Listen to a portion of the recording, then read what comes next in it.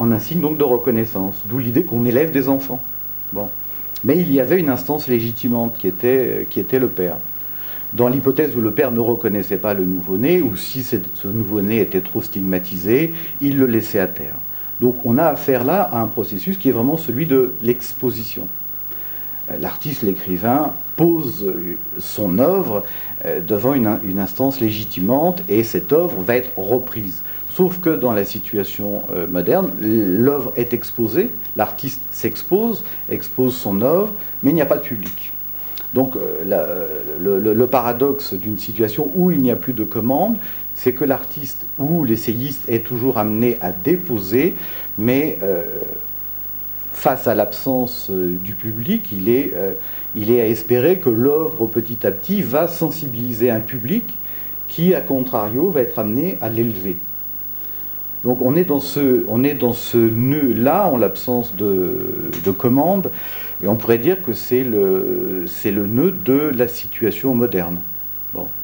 Un bon exemple, c'est les années, voire les décennies qu'il a fallu à Proust, enfin au moins à la recherche du temps perdu, pour se constituer un public, c'est-à-dire à la fois pour sensibiliser un public, et en même temps pour que ce public élève l'œuvre et la proclame universelle, par exemple. Bon.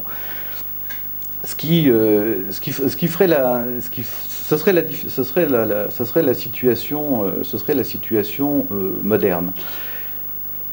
La situation d'aujourd'hui, elle est peut-être encore plus compliquée. Mais avant de rentrer dans l'analyse de cette complexité, il faudrait dire qu'il y a toujours nécessité de la commande pour la production poétique ou littéraire ou philosophique.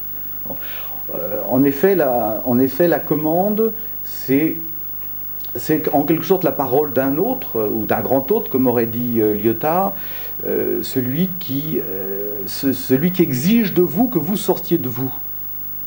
C'est celui grâce à quoi on va sortir de ces petites obsessions, de la répétition des choses bien connues et d'une certaine manière bien faites, où on est bien chez soi.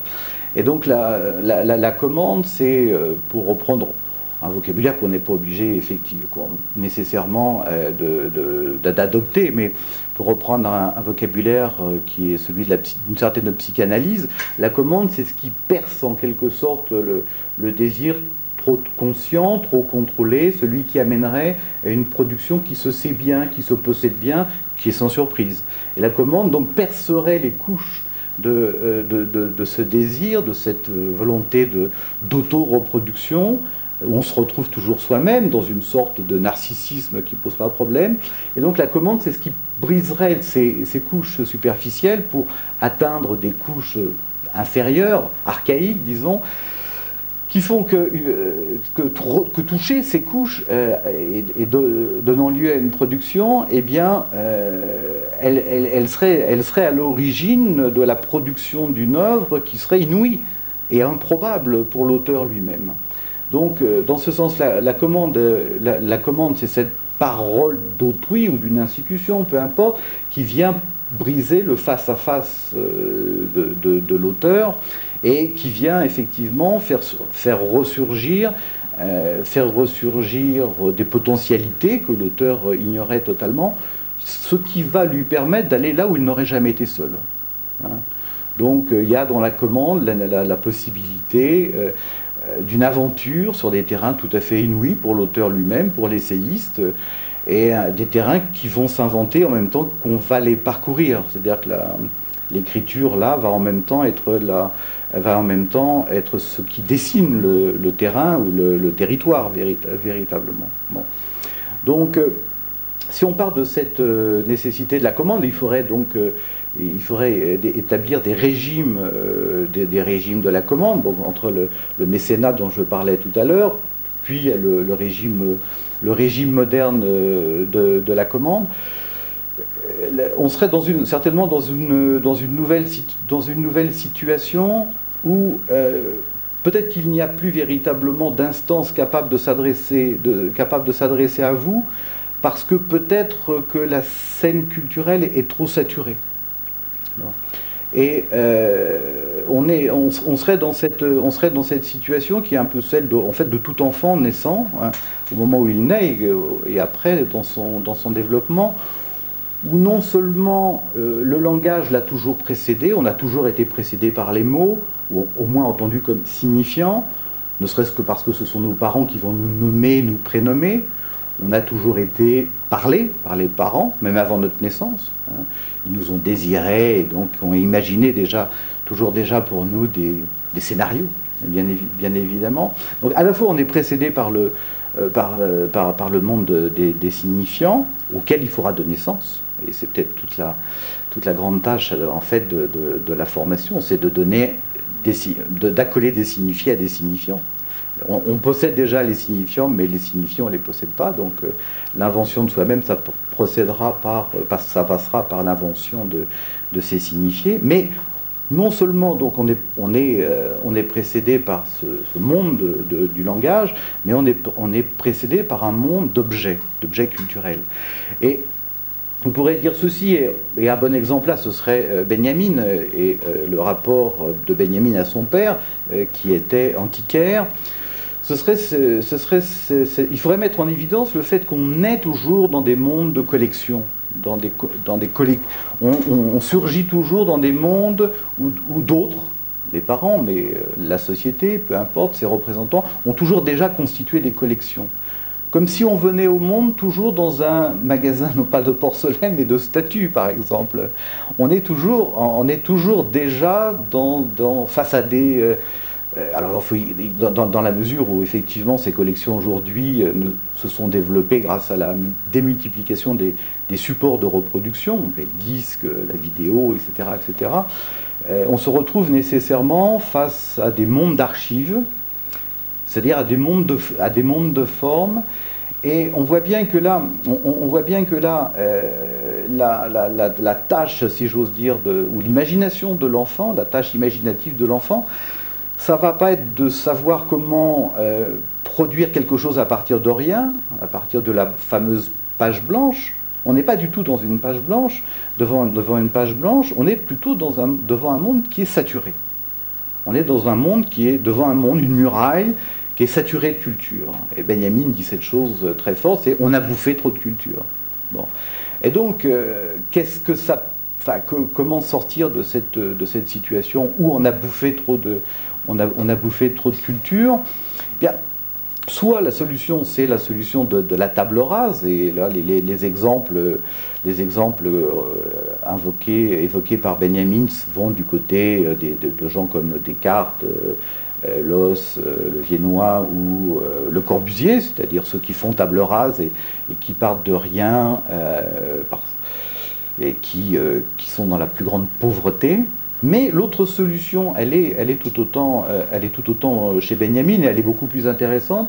C'est cette idée que l'imagination, en fait, eh bien, elle a affaire à des formes qui sont déjà constituées, des formes qui sont toujours déjà là, des formes culturelles, la culture, la muraille de la culture, et que donc l'imagination créatrice, chez l'enfant, devenant un créateur véritablement après, cette imagination ne va pas consister à mettre en forme des éléments sensibles. L'imagination va plutôt consister à partir de ces formes en tant qu'elles sont stables et fixes, et à partir de ces formes pour les dissoudre. Donc, il y a cette conception que l'imagination, chez Benjamin, il y a cette conception que l'imagination, elle est vraiment créatrice quand elle s'attaque à des formes qui sont déjà constituées, en tant que l'imagination donc va entraîner ces formes dans un processus de dissolution, déformation, qui n'est pas une destruction. Il n'y a pas du tout chez Benjamin une mythologie de la ruine au sens négatif du terme, c'est plutôt une dissolution. Cette dissolution a comme but, si on peut dire, de faire apparaître ce qui était enquisté dans ces formes et qu'il appelle apparition ou contenu. Bon. Et d'ailleurs, c'est ce qu'il appelle aussi chez lui un moment messianique. On voit bien, entre parenthèses, que tout ce qu'on a appelé le messianisme de Benjamin, ça n'a rien à voir avec la théologie ou avec l'histoire. c'est plutôt une nécessité esthétique. Le messianisme, c'est quand un enfant, d'une forme bien enquistée, en fait, d'une forme bien fixée, bien circonscrite, eh bien, par l'imagination, on va extraire un contenu qui va consister en la libération ce qu'il appelle une apparition. Bon. Donc, je suis là je décris l'imagination chez l'enfant en tant qu'elle est émancipatrice, en tant qu'elle est messianique, comme il le dit, dans la mesure où il me semble qu'alors chez l'adulte, cette imagination ne fonctionne plus guère, sauf si l'adulte peut répondre à des commandes. Donc la commande chez l'adulte, c'est ce qui vient suppléer à l'imagination. Et donc la commande, c'est en quelque sorte ce qui devrait permettre à des adultes, se trouvant eux aussi face à la muraille de la culture, d'espacer, on pourrait dire, les moellons, et puis dans cet espacement d'imaginer là où eux vont pouvoir passer, là où eux ils vont pouvoir trouver leur style, ou là où leur plume va pouvoir aller plus loin, en quelque sorte. Bon. Donc ce serait la commande qui permettrait effectivement cet espacement. Bon. Mais la difficulté, c'est qu'on est dans une société, à une époque où plus personne ne pose de commande. L'artiste et le philosophe, et ça a été le cas, ça a été le cas dans mon cas dans le collège de philosophie, c'est qu'on se retrouve dans la nécessité de répondre à une commande qui n'existe pas. Une commande qui n'existe pas.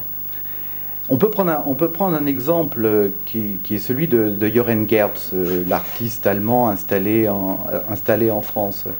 Ce qui fait que Johann Gertz, quand il parle de lui, ne parle pas de lui comme un artiste qui serait artiste parce qu'il aurait un savoir-faire, des techniques poétiques que les autres ne posséderaient pas.